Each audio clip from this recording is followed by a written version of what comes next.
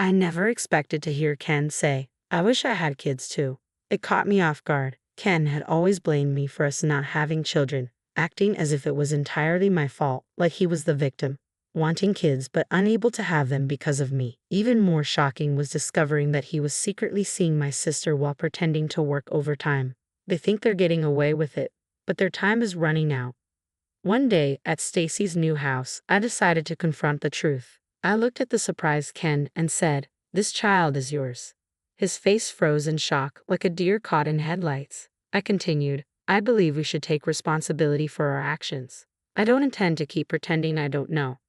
I'm Maddie, just a regular housewife working part-time as a cashier at a supermarket. I met my husband, Ken, through a friend's introduction. My first impression of him was that of an ordinary businessman. He works for a nationally expanding trading company and moved to this area 3 years ago for a job transfer.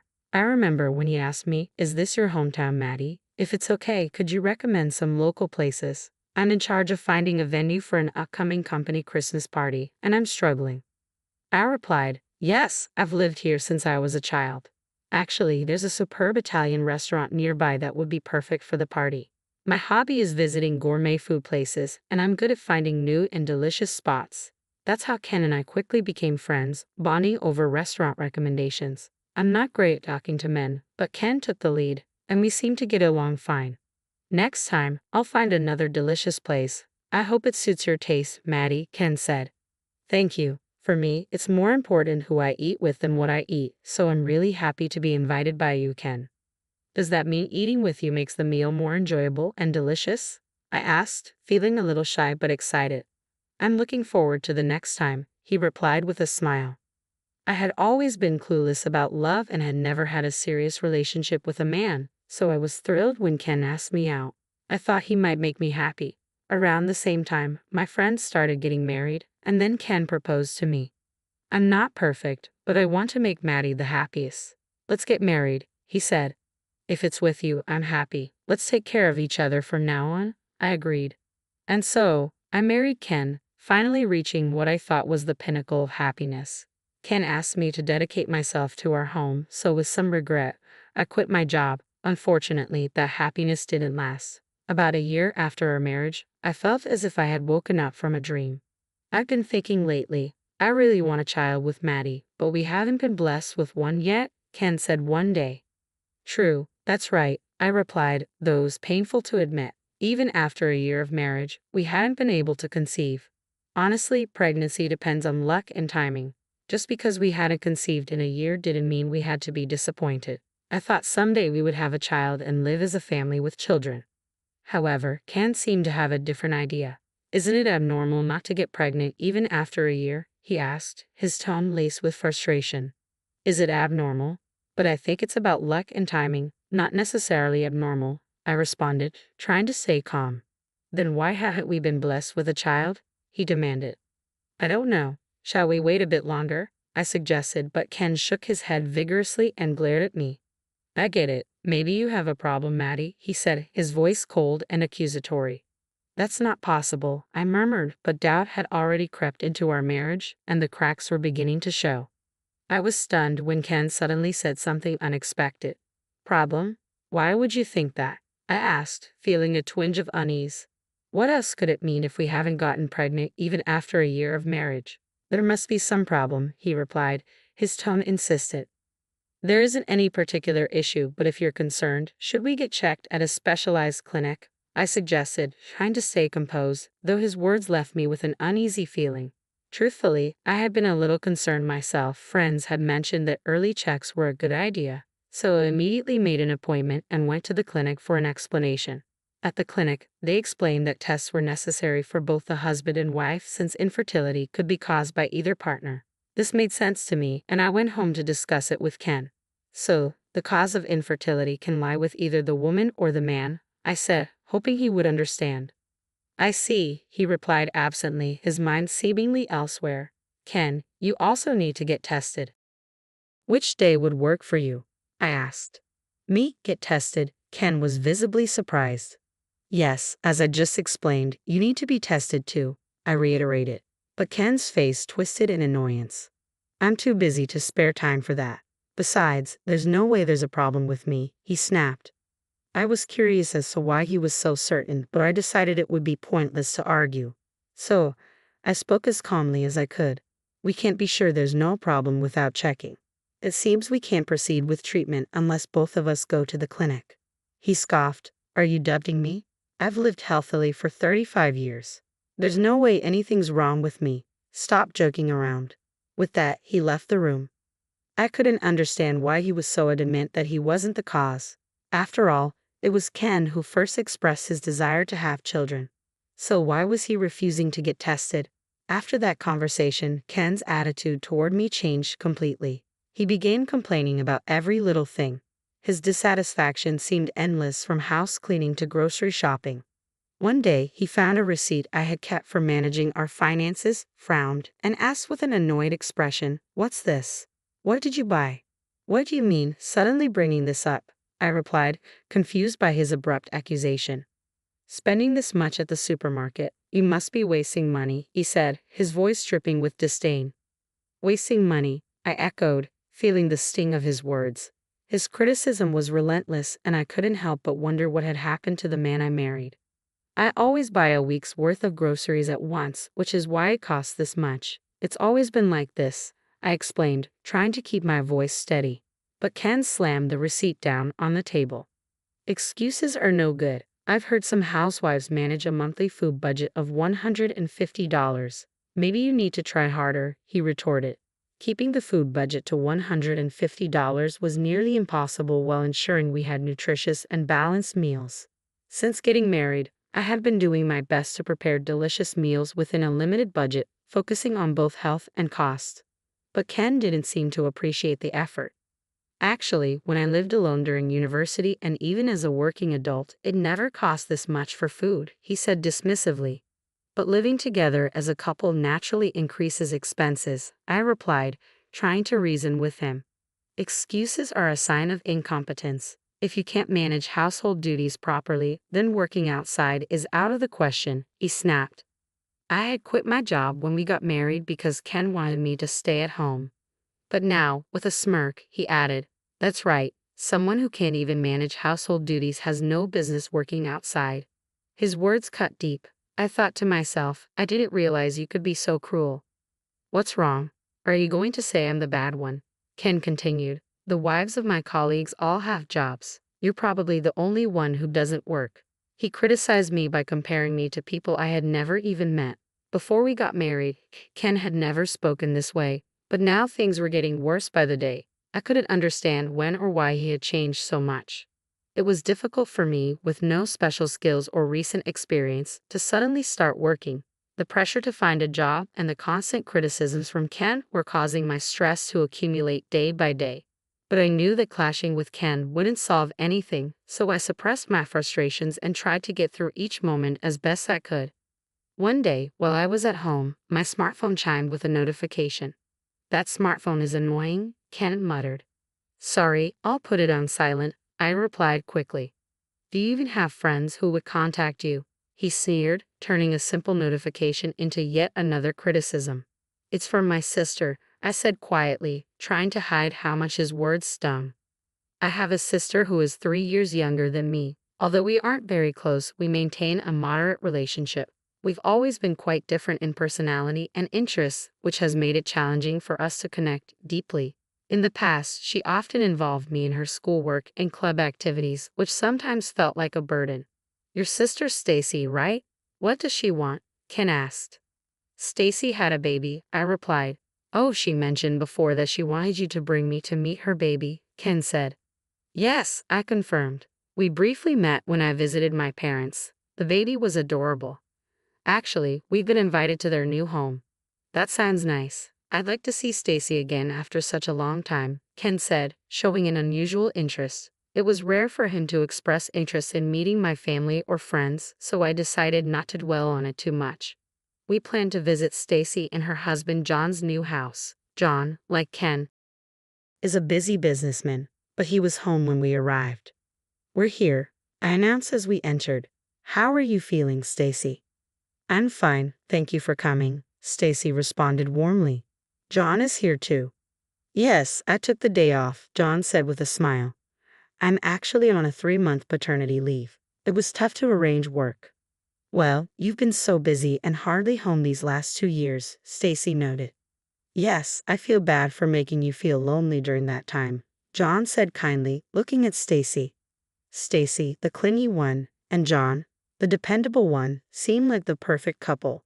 Stacy cradled the newborn and offered her to us. Do you want to hold the baby? Just make sure to support the head firmly. As I gently held the baby, I could smell her faint, sweet scent. Ken leaned in and murmured, "She's so cute. I wish I had a baby too." Given Ken's secret, I was stunned to hear him say that. I knew this was the perfect time to address it, so I decided to speak up. What? Isn't this child yours? I said loudly, intentionally drawing everyone's attention. Ken's eyes widened in surprise, and Stacy and John looked at me in disbelief. Come on, stop with the insensitive jokes, Ken said, clearly flustered. Why would you say that? It's impossible for this child to be mine. Stacy argued, that's ridiculous. Why would you think that? They probably thought I was making baseless claims, but I knew more than they realized. Actually, I know everything, I said. John is here, but can we discuss this now? John, sensing the seriousness in my tone, suggested, let's hear what Maddie has to say. Thank you, I said, looking at Ken. You always talked about wanting kids. Ken looked taken aback by the sudden focus on him. Of course, it's natural for a man to want his own children, he replied. True, I continued. But why would that mean Stacy's child is mine? Ken asked. What does that have to do with anything? I pulled out my laptop from my bag. You borrowed my old computer once, remember? You said yours was being repaired. Maybe I did, but what's your point? Ken asked, his expression growing uneasy. When you returned it, you forgot to log out, I said. Ken's face turned pale, and he was at a loss for words. No way, he muttered. I had been suspicious of Ken's behavior for a while, his sudden department changes, coming home late every night, claiming to work overtime. It all seemed odd. When I got my computer back, the pieces began to fall into place. I was stunned when I stumbled upon Ken's new emails on my computer. The messages I read revealed plans to meet up with someone. Ken, upon seeing my reaction, was incredulous. Not logged out? That's impossible, he exclaimed. I can't believe you're accusing me of not logging out after using someone else's computer. Do you even know how to handle work properly? Not logging out is a sign of incompetence. Please stop, Ken, he pleaded, but I wasn't ready to back down. I've noticed changes in you and Stacy. If necessary, I can read the emails out loud right here. Ken's face went pale as he abruptly stood up, attempting to snatch the computer from me. I held onto it firmly.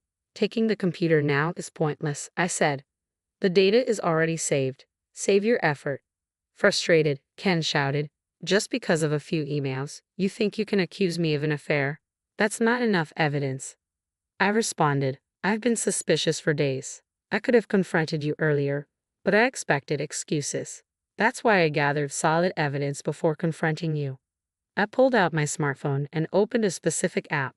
After seeing the emails, something didn't add up, I said. I've been tracking your location for a while now. Did you not realize? Ken looked alarmed. You've been tracking my location. Since when? I planted a GPS tracker in your belongings, I revealed. I knew you were going to Stacy's house after work. Ken began searching through his bag, likely looking for the GPS. This matches exactly with the time you said you were transferred to a different department and working overtime, I added. No, that's not it, Ken said, trying to defend himself. I even checked with your company, I continued. Turns out, you weren't transferred. You've been leaving work on time every day. Who told you that? Ken demanded. I met his gaze steadily. I've been suspicious for a while. Ken shot back angrily. If you were suspicious, you should have said something earlier. And if I had, would you have answered honestly? I don't think so. What about your pay slip? I asked. You claim to be working overtime, but there's hardly any overtime pay. Isn't that strange? Ken was momentarily speechless, his frustration boiling over. I can't believe you've been sneaking around and investigating me like this. Don't change the subject, I replied firmly. What I need to tell you is that this child is yours. John, who had been listening in, looked visibly shocked. Is it true that Stacy and Ken have a relationship and that this child is Ken's? He asked. I'll explain everything, I said, but first, let me show you something. Stacey quickly jumped in. It's just Maddie's wild imagination. She's been watching too many TV shows or movies. Stacey's denial only fueled my resolve. Can you still say that after seeing this? I asked, pulling an envelope from a file and holding it up. John looked at the envelope with confusion. What is that? This is the result of a DNA test, I explained. They're quite accessible these days, so I decided to get one done. Does it show a parent-child relationship? Stacey asked, her voice betraying panic. Yes, it does, I confirmed. I had it done by a reputable institution, so there's no mistake. But results can be fabricated, Stacey argued. If you doubt it, so be it, I said. I haven't even opened this envelope since it arrived yesterday evening. Ken's curiosity was piqued. How did you manage to get a sample for the test? I used the tissue that I wiped the child's mouth with when I visited my parents' home, I explained. I carefully cut open the seal with a knife and revealed the test results. This is the test result. Ken's eyes widened in shock. You mean this is real? Yes, I confirmed. The test result clearly shows that Ken is the father. John, who had been busy with work while his wife had an affair with Ken, was visibly devastated. So you were having an affair while I was working, he said, his voice filled with disbelief. It's not like that, Stacey desperately denied. How is it any different? John demanded. How am I supposed to interpret your betrayal? Stacey started crying, trying to explain. I was lonely. I just wanted John to notice me, but he never did, Stacey said, tears streaming down her face. I know being busy with work doesn't justify an affair, but please forgive me, I will do it again, she begged. John pointed to the door, his voice firm. I can't live under the same roof as a traitor. Get out. That's when Ken seemed to have an idea. Stacey, why don't you come to my place? Maddie's there too, and she can handle the housework, he suggested. Stop it, Ken, I interjected. Don't make such ridiculous suggestions. You need to leave my house right now. Ken looked at me in disbelief. What do you mean? Isn't this house our shared property? I replied calmly. Have you forgotten? I was the one who signed the contract and bought the house. At that time, Ken, you couldn't get a loan, so I purchased it in my name. That's a separate issue. Ken argued. Couples are supposed to support each other. I was fed up with his attempts to use lofty words about marital support to his advantage. Enough. Just leave. You're better off with Stacey. You're no longer needed in my life, I declared. In the end, Ken and I decided to divorce.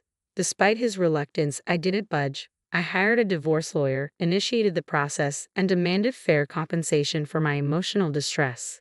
Ken lamented, I can't possibly pay this much. I retorted, you need to take responsibility for your actions. Aren't you ashamed, especially as a parent? Later, Ken married Stacey, but their relationship quickly soured. The initial thrill of the affair faded, and they seemed to be at an impasse. I continued to receive endless complaint emails from both Ken and Stacey, each filled with grievances about the other. Unable to bear their incessant contact, I eventually blocked them on my smartphone. They should be focusing on paying the compensation rather than wasting time on these complaints. Gossip spread quickly about their affair. Stacey complained about being unable to find a part-time job because of the rumor, but it was a consequence of her own actions.